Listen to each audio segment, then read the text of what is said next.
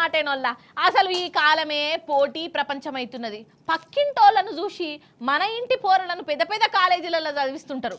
వాడు అట్లా చదువుతాండు, నువ్వెందుకు చదవవురా వారి అని కోపానికి వస్తుంటారు. అగర్సే పోరడు కర్మ గాలి ఫెయిల్ అయిండే అనుకో, ఇక వానికి ఉన్నది. అసలు పోరన్ని ఒక షిడాయిస్తారా అనోళ్ళ అని అసలు మనిషి లెక్క చూస్తారా?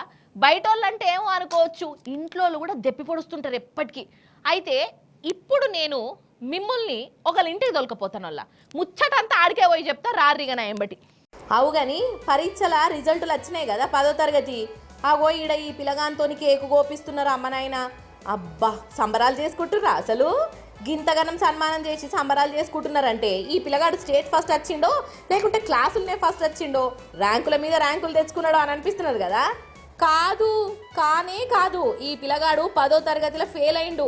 అది కూడా ఒక్క సబ్జెక్టు 2 సబ్జెక్టులు కాదు, 6 ఫెయిల్ అయిండు.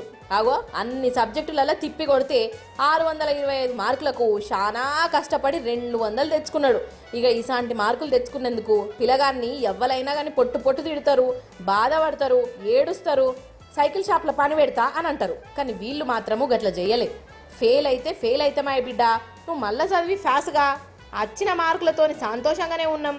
ఇవి కూడా అచ్చుడు కూడా గొప్పనే అని అనుకుంటా అగో పిల్లగాంతో కేకు కోపిచ్చి మరీ నోరు తీపి చేసిన వల్ల అగో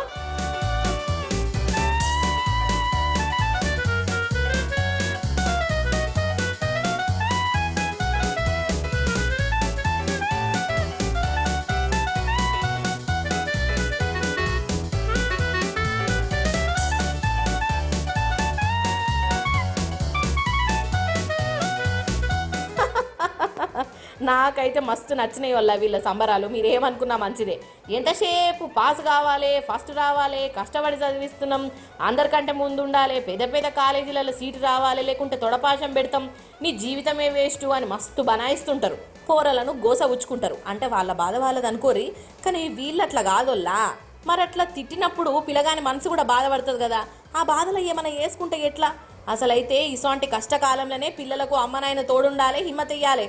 అసాంటిది వాళ్ళే తిడితే బాధ ఎవరితో చెప్పుకోవాలి. అందుకే ఈ తల్లిదండ్రులు అందరి లెక్క గాక ఫెయిల్ అయినందుకు కొడుకును ముద్దు చేసిర్రు, దగ్గరికి తీసిర్రు, వచ్చిన మార్కులతోని తృప్తి పడి కొడుకును ఇగో ఇట్లా దిల్కుషి చేసిర్రు.